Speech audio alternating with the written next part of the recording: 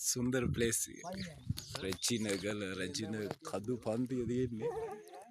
කොල්ලේ ඇවිල්ලා ඉන්නේ චිල්ලේ බලමු එක එක්කෙනා අදහස් කොහොමද කියලා රෙජිනගල බලුවා කට්ටිය අදහස්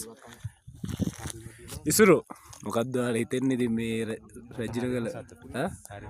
සතුටු වෙයි ඔයාලට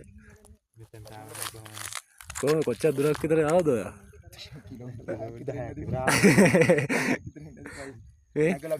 ඔයාගේ කකුල් දෙකට ඔයාද කියන්න දින්ටයි කකුල් දෙකට නම් මන් දිනවා ගෙදර ගිහිල්ලා පදවි මෙහෙම දැන් දුකක් තියෙන්නේ ආයි බහින්න මතක් වෙද්දි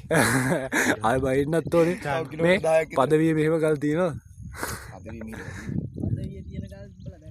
දැක්කනේ දැකලා නැහැ බලලා ඉල්ල නැහැ අන්න ඒකයි පදවිත් ගන්න දවසේ කොහරි මෙතෙන් ඩාවනේ චන්ඩි මල්ලිලා ගෙදර අර ජෝඩි සහෝදරයා ජේකොඩි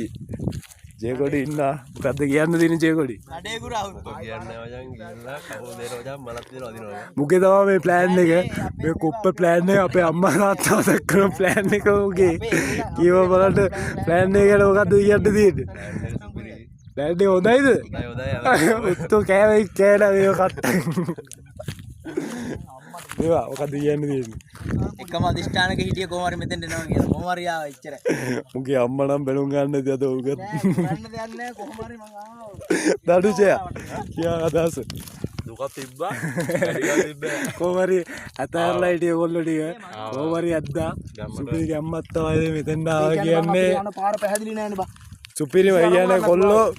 කිසිම අරමුණක් නැතුව කිසි පාරක් දන්නේ නැතුව ආවේ තෙරා කියන්න තෙරා හරිම සතුටුයිද මචං මේ දැක්කනේ එයාගේ සචිනිය යන තියෙන්නේ සචිනිට වලක් ඔයාකට මේ නිතිකුම්බ එකේ මචං කහ වර්ෂන් එක සචිනිට වලක් මේ සචිනි වලට රජිනිකන්දේ රජිනමල් මේ අපේ නඩේට අලුතෙන් සහභාගී වුණ පුජ්‍යලා ගෑන්ත කියපන්